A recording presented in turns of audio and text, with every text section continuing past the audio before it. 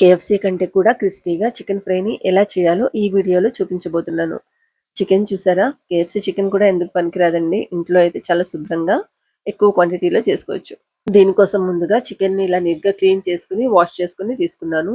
అందులో సరిపడినంత salt 2 tea స్పూన్ల దాకా red chilli powder, tomato ketchup అండి 2, 3 టీ స్పూన్ల దాకా వేసుకోవాలి.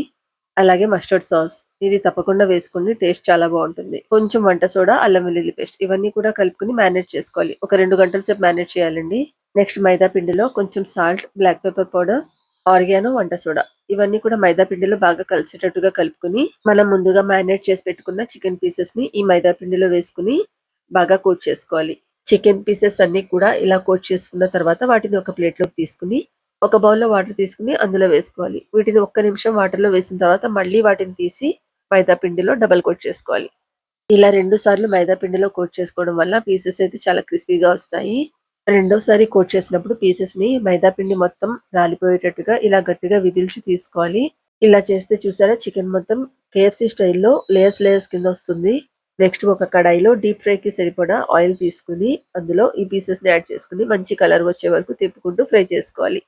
ఇలా ఒకసారి ఫ్రై చేసుకుంటే క్రిస్పీగా బాగుంటాయి. మీకు ఇంకా ఎక్స్ట్రా క్రిస్పీగా కావాలి అనుకుంటే ఇవి లైట్ గా కలర్ వచ్చినప్పుడు తీసేసి ఆయిల్ లో డబుల్ ఫ్రై చేసుకోండి.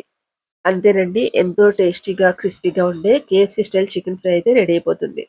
ఇంట్లో చేసుకుంటే క్వాంటిటీ అయితే చాలా ఎక్కువగా వస్తుంది. బయట తీసుకునే దానికంటే కూడా శుభ్రంగా చేసుకున్నామనే సాటిస్ఫాక్షన్ కూడా మనకు ఉంటుంది.